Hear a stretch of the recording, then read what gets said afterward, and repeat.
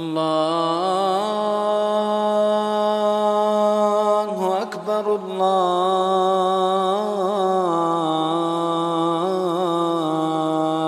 اکبر۔ اللہ تعالیٰ کی عظمت کو پہچاننے کے لیے ہمارے اوپر ضروری ہے کہ ہم اللہ کی مخلوقات کی عظمت کے اوپر غور کریں۔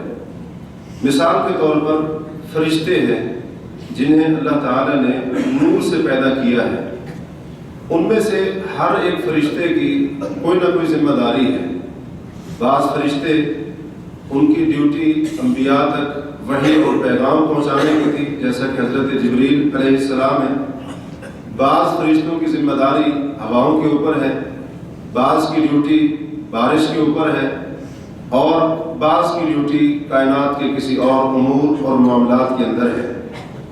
فرشتوں میں سے حضرت جبریل ان مخلوقات میں سے ہیں جن کا شمار اللہ تعالیٰ کی بڑی عظیم مخلوقات میں ہوتا ہے، اور حضرت جبریل کے 600 پر ہیں، جن میں سے صرف ایک پر اتنا بڑا ہے جیسے زمین اور آسمان کے درمیان کا خلا ہے، یعنی اتنا بڑا پر ہے کہ جس سے یہ خلا پر ہو جائے گا۔ اس طرح کے 600 پر حضرت جبریل کو اللہ تعالیٰ نے عطا کیے ہیں۔ نبی صلی اللہ علیہ وسلم نے حضرت جبریل کو ان کی حقیقی شکل میں 2 مرتبہ دیکھا تھا، اور ان میں سے ایک مرتبہ آپ صلی اللہ علیہ وسلم نے انہیں معراج والی رات دیکھا۔ حالانکہ یہ اتنی عظیم مخلوق اور اتنا بڑا فرشتہ اور اللہ تعالیٰ کے بہت ہی زیادہ قریب، تو ان کو آپ صلی اللہ علیہ وسلم نے اس حال میں دیکھا۔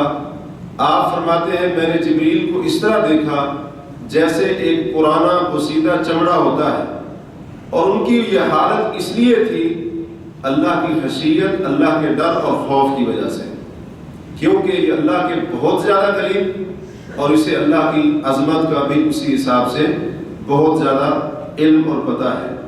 اور یہ اتنی بڑی مخلوق کہ جب اللہ تعالیٰ نے سدوم کی بستیاں، جس کی طرف حضرت لوط علیہ السلام کو بھیجا گیا تھا، اور وہ قوم ایک بہت بڑے گناہ کے اندر، بے حیائی کے اندر مبتلا تھی کہ مردوں کے ساتھ اپنی خواہش کو پورا کیا کرتے تھے، اللہ نے جب ان کو ہلاک کرنے کا حکم دیا تو حضرت جبریل آئے اور ان کی بستی کا جتنا بھی علاقہ تھا اس کو اپنے ایک پر کے صرف ایک کنارے کے ذریعے اٹھایا، اور صرف وہ جگہ نہیں تھی بلکہ وہ جگہ بھی تھی، اس کے اوپر جو پہاڑ تھے وہ بھی، اور اس جگہ کے اوپر جو گھر تھے وہ بھی، لوگ وہ بھی، ان کے جانور چوپائے جو کچھ سب کچھ، اس کو اپنے صرف ایک پر کے کنارے کے اوپر اٹھایا اور اتنا بلند کیا حتیٰ کہ آسمان دنیا کے قریب لے گئے۔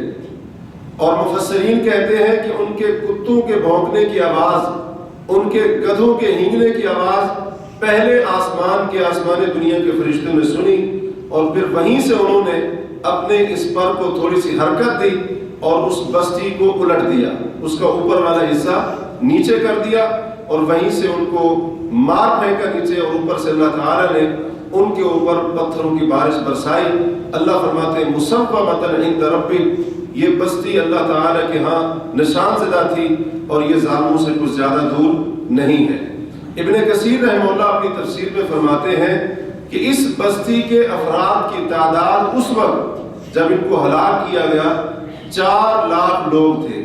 اب دیکھیں صرف 4 لاکھ لوگ تھے، اور پھر وہ زمین اور پھر پہاڑ اور اس کے علاوہ دیگر چیزیں۔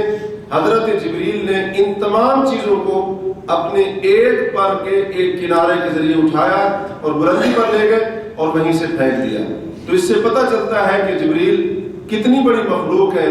جب اللہ کی یہ مخلوق اتنی بڑی ہے تو پھر وہ رب جو اس کو بنانے والا ہے وہ کتنا عظیم ہوگا۔ وما زلنا مع هذا العالم العجيب، عالم الملائكة. النبي عليه الصلاة والسلام بين عن أحد حملة العرش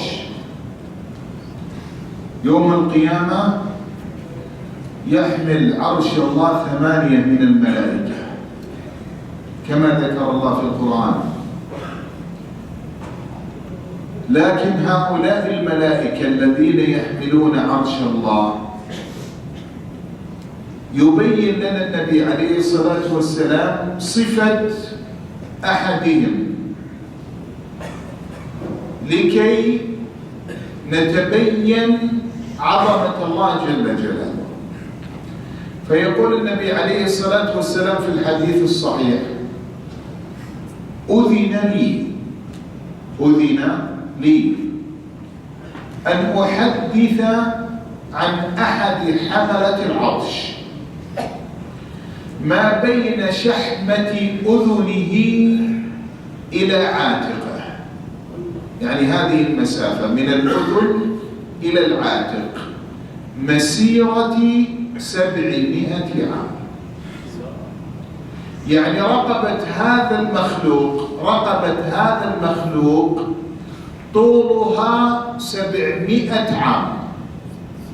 كم طوله عليه السلام؟ كم من قدميه إلى رأسه؟ ولذلك في البيت المعمور هذا البيت حذاء في السماء السابعة، حذاء الكعبة. لو سقط هذا البيت المعمور لسقط على الكعبة. هذا البيت المعمور يتعبد فيه الملائكة كل يوم يدخلون إلى البيت المعمور 70,000 ملك كل يوم، ثم يخرجون ولا يرجعون إليه مرة أخرى. يعني كل يوم 70,000، من الغد 70,000، بعده 70,000. كم عدد الملائكة الذين دخلوا البيت المعمور منذ أن خلق الله السماوات والأرض إلى أن يرث الله الأرض ومن عليها؟ كم؟ ما يحصيه إلا الله.